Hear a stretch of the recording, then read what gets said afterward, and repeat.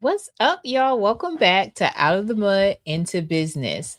Now, last episode we were telling y'all that you just don't need another job. You need a Mm-mm. new strategy on how to start a group home, a youth program, or some other form of programming where you can make money on the side and eventually do it full time. So, this episode, we're back to give you some personal stories about the things, the challenges, and victories we had when we were running programs, and we still run programs today, just to let y'all know, and kind of give y'all some tricks and tips on how not to go through what we went through and to do it better.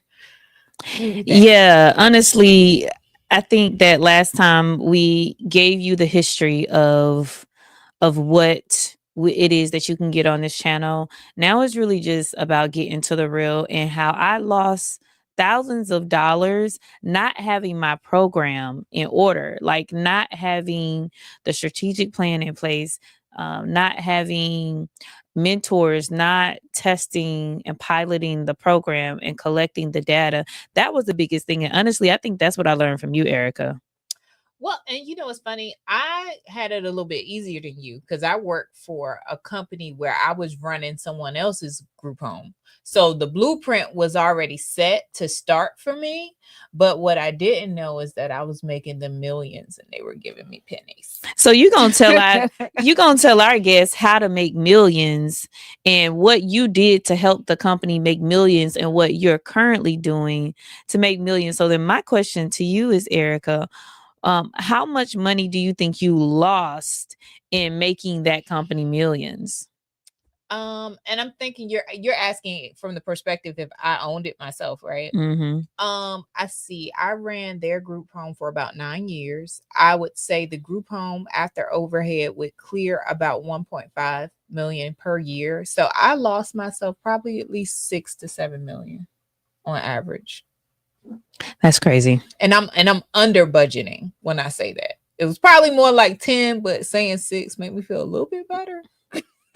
A little tiny bit.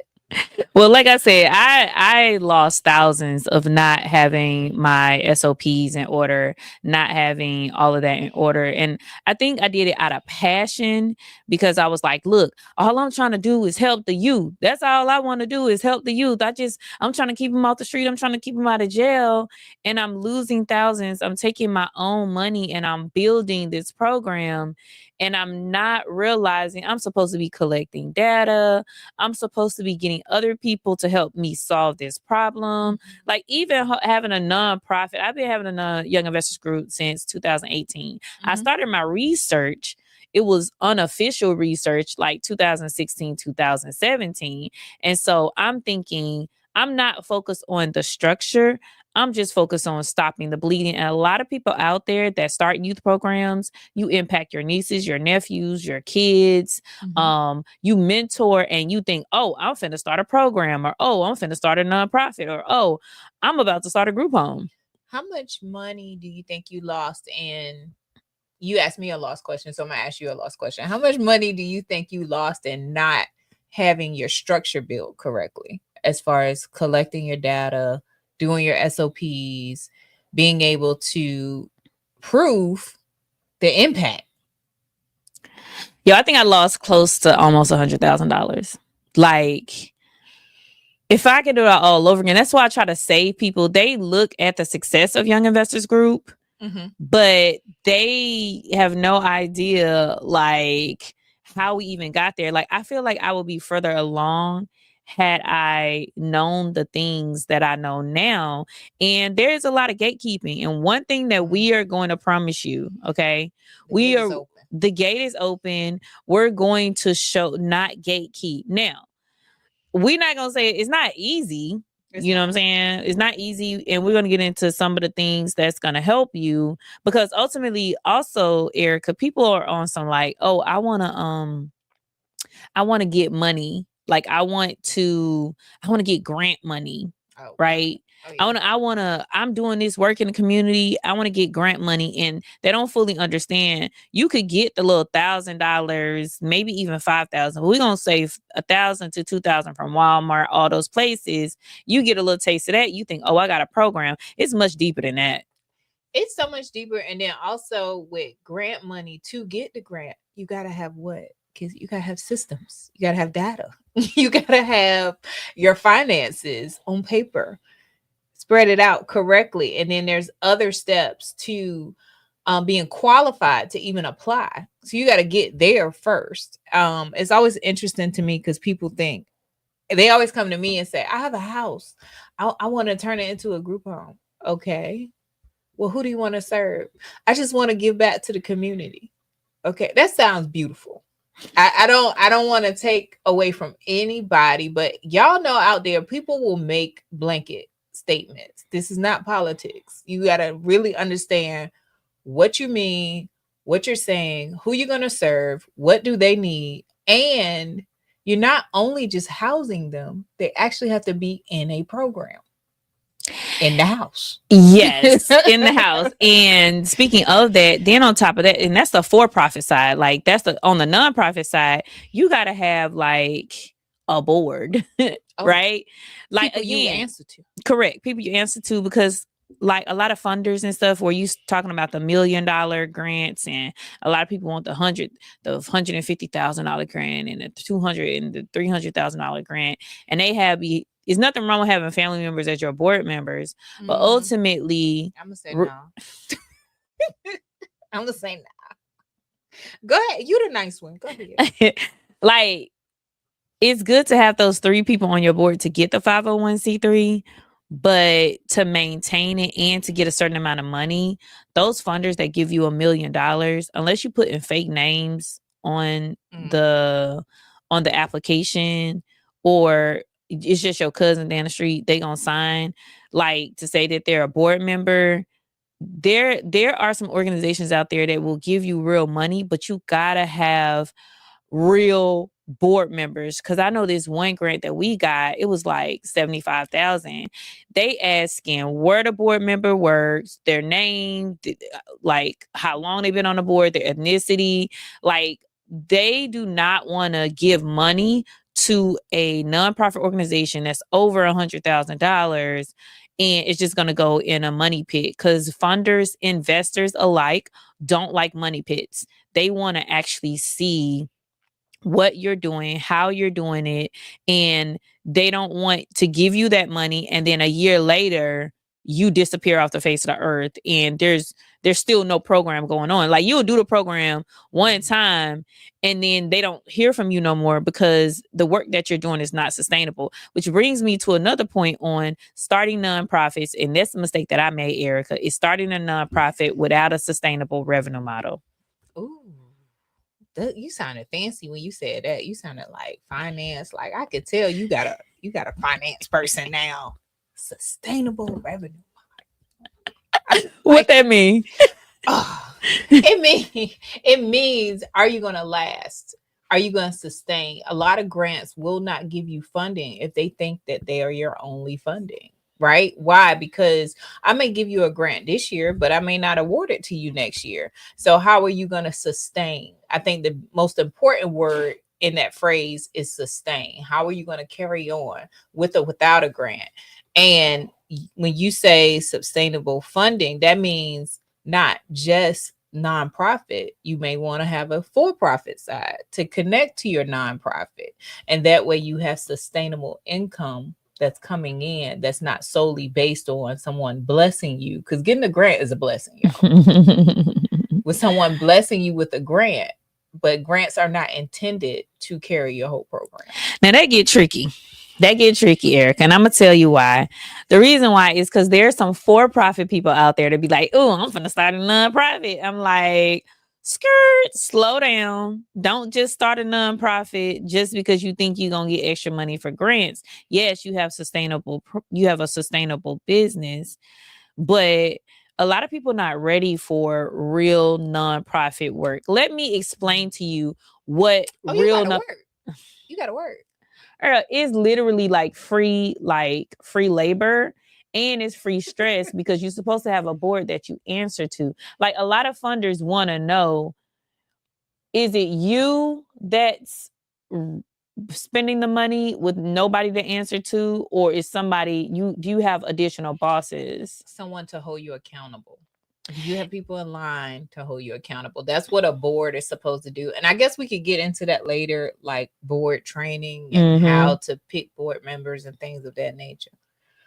Drop a comment. Like if you watch the playback and you're interested, tell us what you want us to talk about in that regard. Like, do you want us to talk about board, how to build a board, how to find board members? Do you want us to talk about how to get money, how to structure your program?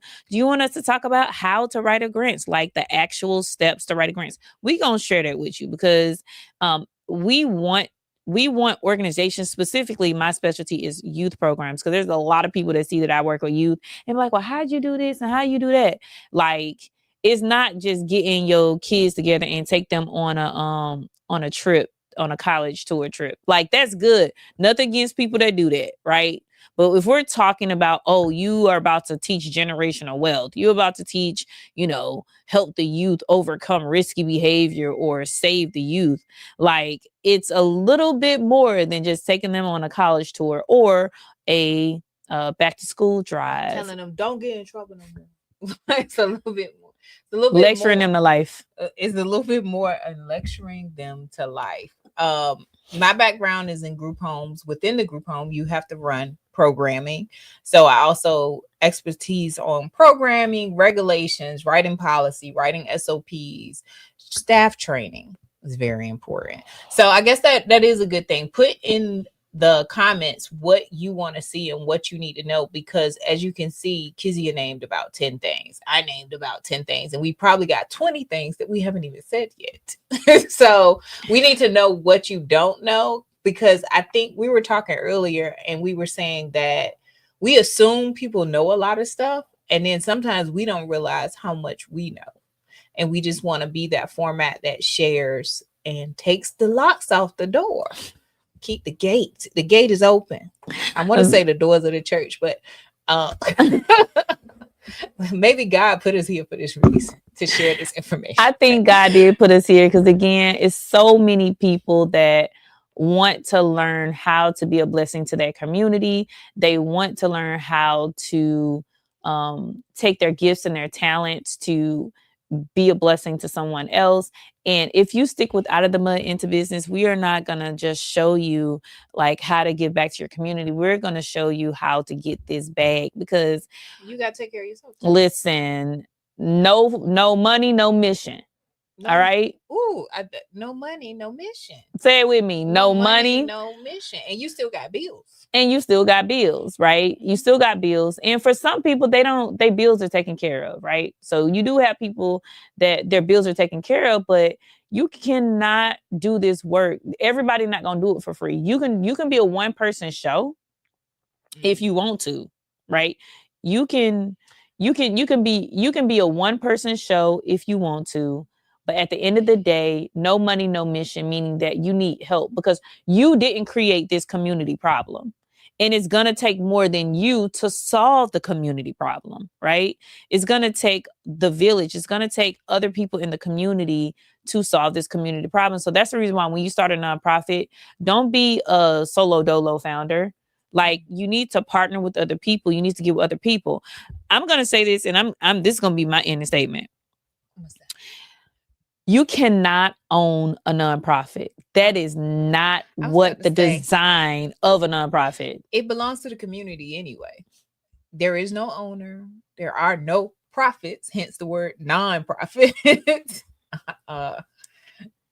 And you can't assume that it belongs to you. So for you solo dolo founders, I want to help you. I want to help you do exactly the design of what nonprofit is supposed to be about. That's the reason why it gets a little tricky when you got like nonprofit founders, you got for-profit business owners. They're like, oh, I'm going to open up a nonprofit.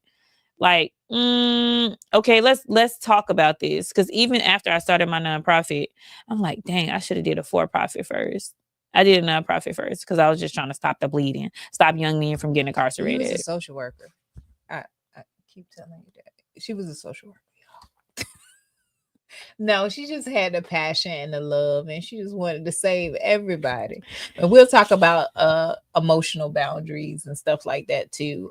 You had your emotional boundaries intact, but you was by yourself, and you got now you have your village, and we can talk about what you went through to get to that point, and how you almost fell into complete burnout trying to do it all.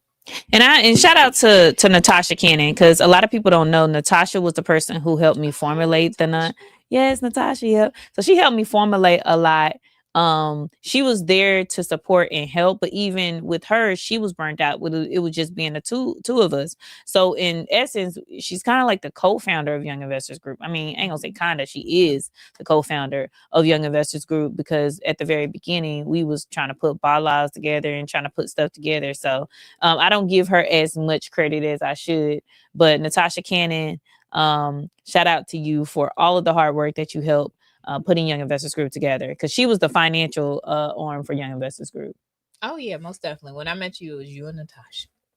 Go everywhere. Yeah, it was Yeah. all over the place. So yeah, drop in the comments what you want to see, what you want to hear. How can we support you? And yeah, any last words, Erica? I want to say out of the mud and into business is something we came up with because we want you to have an easier route to get into what you need to be successful. So we want to get you out the mud, get you out the thinking, into the business. Because whether it's a nonprofit, you program, group home, you still have to have a business mindset. And when you have that business mindset and structure and systems, and we'll talk about that later, and data, it makes everything easier when you start off on the right foot. It's easier to get out of the mud. Well, all right then, guys. Don't forget to like, subscribe, share this information, and stay tuned. We will see you next Wednesday, same time, same place. Don't forget to stay out of the mud and into business. You got this.